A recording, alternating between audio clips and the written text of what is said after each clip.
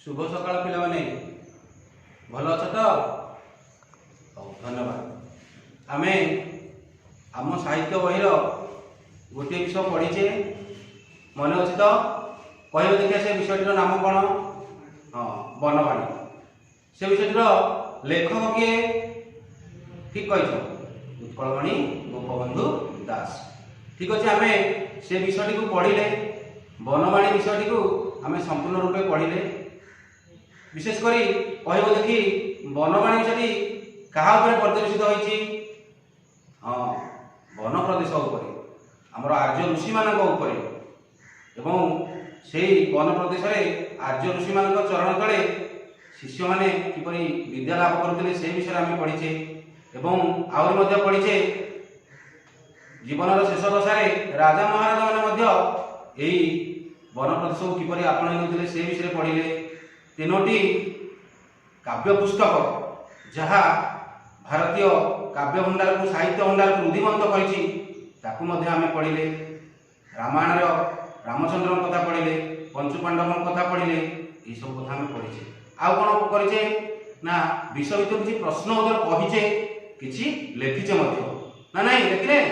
ठीक अच्छे, धन्यवाद। तापरे व्याकरण भितर किसी प्रश्न उत्तर करें, विराम चिन्हर व्यवहार जानी।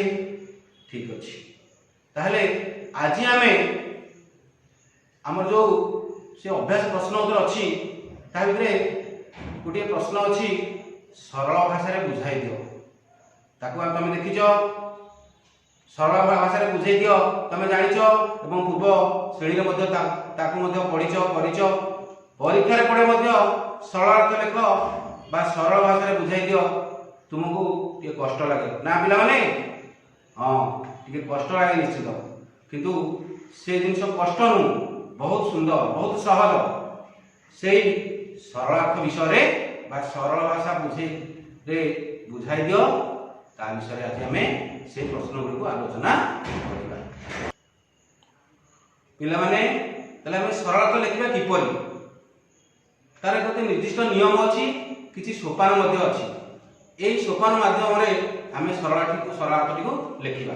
सरलार्थ माने सरल भाषा बुझाई दियो बा निज भाषा बुझाई दियो अथवा सरलार्थ लिख। यह गोटे धाड़ी कि दुई धाड़ी तुम विषय भित्तिक गद्यांश आसी आम गद्य पढ़ुचे ना से गद्यांश ही आसी। बर्तमान यही सरलार्थ लिखन सोपान गुड़िक मुझे तुमको कहूँ। हाँ पिला माने आमे परीक्षा रे यही सरलार्थ पाउछे एवं आम निज अभ्यास प्रश्न उत्तर रे मध्य किछि सरलार्थ रही। तेणु से सरलार्थ लिखर प्रथम सोपान होची आमे प्रथमे जानिमा से जो सरलार्थटी आसी ता गद्यांश ना पद्यांश। जदि गद्य भित्तिक होइतिबो ता निश्चित गद्यांश, जदि पद्य भित्तिक होइतिबो ता हेउची पद्यांश। तेणु प्रथमे आमर काम होला आमे जानिमा ए सरलार्थटी गद्यांश ना पद्यांश, तापरे केउ विषय रु आसी अछि। तेणु सेई गद्यांशटी को आमे पढ़िले भल भाव जदि पढ़िबा जानिमा से केउ विषय रु आसी अछि। द्वितीय कथा गला। तृतीय कथा होची यार लेखक किए? ये जो गद्यांशटी आमे पाइछे तार लेखकटी किए? लेखक किए तांकु चिन्हिबा मने पकेबा जानिबा। तापरे से जो गद्यांशटी आमे पाइछे सेठी लेखक कौन बुझाइबाकू कौन सरल भाषा रे कहबाकू हमकु कहिसेंती या जानिबा। तापरे हमर होची लिखन प्रणाली केमिति लेखिबा। गद्यांशटी पाइछे आम बहिर मनकर आमे पाइछे आमर प्रथम गद्यांशटी होची प्रकृति सेमानक निकटरे निर्जीव एवं जड़ नुहे ताहा एक महाशक्ति।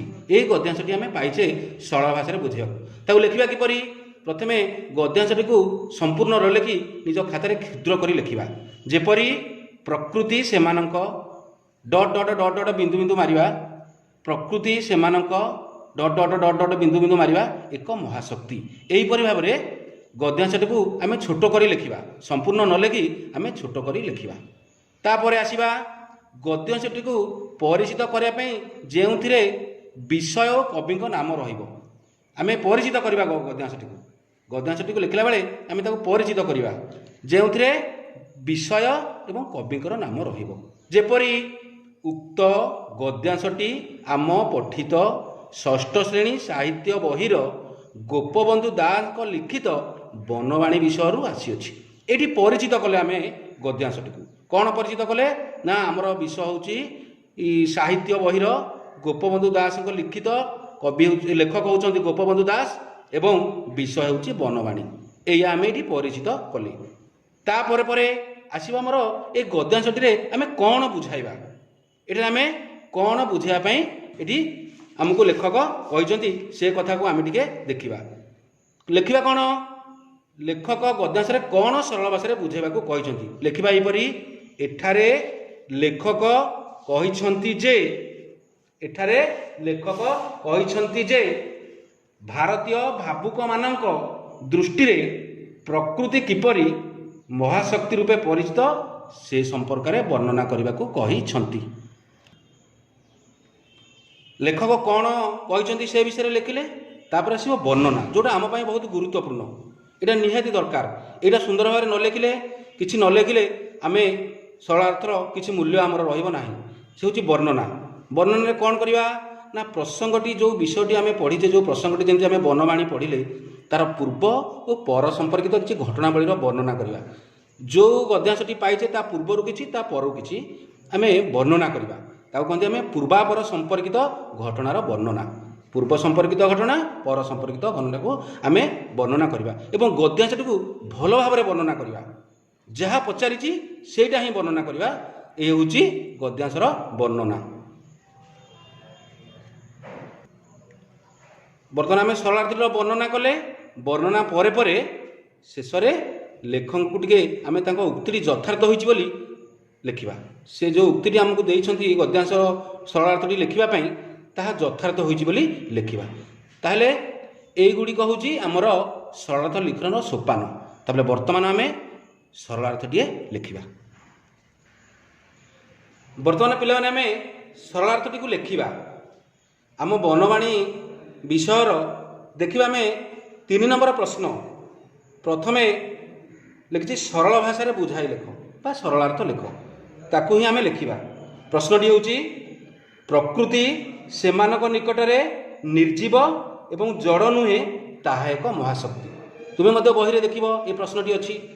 ପ୍ରକୃତି ସେମାନଙ୍କ ନିକଟରେ ନିର୍ଜୀବ ଏବଂ ଜଡ଼ ନୁହେଁ, ତାହା ଏକ ମହାଶକ୍ତି। ତାହେଲେ ଆମେ ବର୍ତ୍ତମାନ ସୋପାନକୁ ଯିବା। ମୁଁ କ'ଣ କହିଥିଲି ପ୍ରଥମେ ଆମେ ତାକୁ କ୍ଷୁଦ୍ର ଆକାରରେ ଲେଖିବା। କେମିତି ଲେଖିବା? ପ୍ରକୃତି ସେମାନଙ୍କ ଡଟ୍ ଡଟ୍ ଡଟ୍ ଡଟ୍ ମାରିବା ଏକ ମହାଶକ୍ତି ଲେଖିଲେ, ପ୍ରଥମେ ତାକୁ କ୍ଷୁଦ୍ରାଂଶରେ ଲେଖିଲେ। ତାପରେ ଲେଖିବା ଉକ୍ତ ଗଦ୍ୟାଂଶଟି ଆମ ପଠିତ ଷଷ୍ଠ ଶ୍ରେଣୀ ସାହିତ୍ୟ ବହିର ପଣ୍ଡିତ ଉତ୍କଳମଣି ଗୋପବନ୍ଧୁ ଦାସଙ୍କ ଲିଖିତ ବନବାଣୀ ପ୍ରବନ୍ଧରୁ ଆସିଅଛି। ଏଠି ଆମର ରହିଲା ବିଷୟ ରହିଲା ଏବଂ ଲେଖକଙ୍କ ନାମ ମଧ୍ୟ ରହିଲା, କେଉଁ ବିଷୟରୁ ଆସିଛି ରହିଲା ନା ନାହିଁ, ଠିକ୍ ଅଛି। ତାହେଲେ ବର୍ତ୍ତମାନ ଆମେ ପରେ କ'ଣ ଲେଖିବା? ଏଠାରେ ଭାରତୀୟ ଭାବୁକମାନଙ୍କ ଦୃଷ୍ଟିରେ ପ୍ରକୃତି କିପରି ମହାଶକ୍ତି ରୂପେ ପରିଚିତ ସେ ସମ୍ପର୍କରେ ଲେଖକ ବର୍ଣ୍ଣନା କରିଛନ୍ତି। ତାହେଲେ ଆମେ ଯେଉଁ ଗଦ୍ୟାଂଶଟି ପାଇଛେ ସେଥିରେ ସେ କ'ଣ ଚାହୁଁଛନ୍ତି ଆମକୁ ସରଳ ଭାଷାରେ ବୁଝାଇ ଦେବା ପାଇଁ, ସେଇଟାକୁ ଆମେ ବୁଝେଇବା। ଏଠାରେ ଭାରତୀୟ ଭାବୁକମାନଙ୍କ ଦୃଷ୍ଟିରେ ପ୍ରକୃତି କିପରି ମହାଶକ୍ତି ରୂପେ ପରିଚିତ ସେ ସମ୍ପର୍କରେ ଲେଖକ ବର୍ଣ୍ଣନା କରିଛନ୍ତି ଲେଖିଲେ। ତାପରେ ବର୍ତ୍ତମାନ ଆସିଯିବ ଆମର ବର୍ଣ୍ଣନା। ଆମେ ବର୍ତ୍ତମାନ କେମିତି ଲେଖିବା ଦେଖ। ଆରମ୍ଭ କରିବା। ବର୍ତ୍ତମାନ ପୂର୍ବାପର ସମ୍ପର୍କ ଦେଇ ସରଳାର୍ଥଟିକୁ ଲେଖିବା। ଧ୍ୟାନ ଦିଅ ଟିକେ, ଭଲ ଭାବରେ ଦେଖ। ଅରଣ୍ୟ ମଧ୍ୟରେ ଭାରତୀୟ ସଭ୍ୟତା ଓ ସଂସ୍କୃତିର ବିକାଶ ଘଟିଥିଲା। ଏହି ଅରଣ୍ୟ ଥିଲା ଆର୍ଯ୍ୟ ଋଷିମାନଙ୍କର ସାଧନାର ପୀଠସ୍ଥଳୀ। ରାଜା ମହାରାଜାମାନେ ଜୀବନର ଶେଷ ଦଶା ସମୟରେ ଏହିଠାରେ ହିଁ ଆଶ୍ରୟ ନେଉଥିଲେ। ଏହି ବନ ପ୍ରଦେଶରେ ଭାରତର କାବ୍ୟ, ନାଟକ, ପୁରାଣ ଆଦିରେ ଚିତ୍ରିତ ହୋଇଛି। ସେଥିରେ ବର୍ଣ୍ଣିତ ଘଟଣାବଳୀ କବିଙ୍କର ପୂର୍ଣ୍ଣ ପ୍ରାଣତା ପ୍ରକାଶିତ ହୋଇଛି।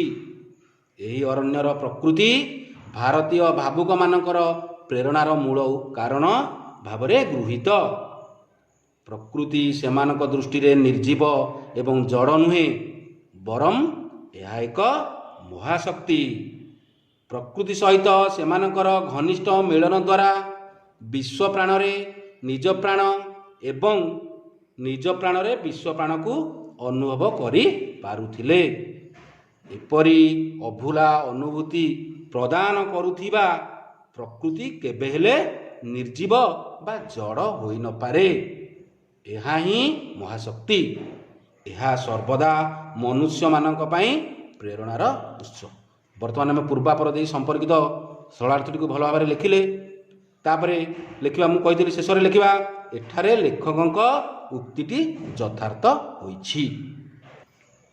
पिलामाने वर्तमान आम सरलार्थ किपरि लिखा जानिले।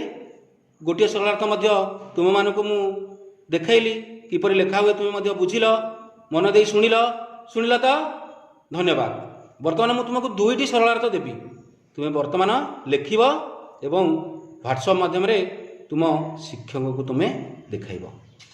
एक नंबर रे होची केजाणी अरण्यर तरुलता श्रेणी भारतीय भावुक कानरे कि नीरववाणी कहूतिले।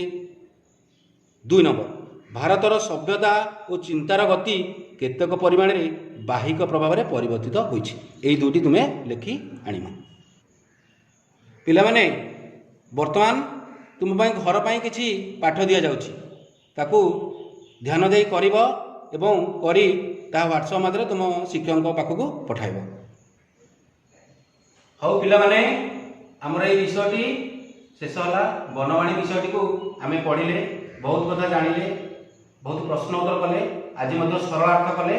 तेणु तुम आशा करुच्ची तुम मैंने भल भाव बुझीथिब एवं भविष्य में जो नूतन सरल अर्थ तुम आसो तुमको प्रेरणा दब। ठीक अच्छे आज समय गलानी एतिक रोची तुमको अशेष अशेष धन्यवाद।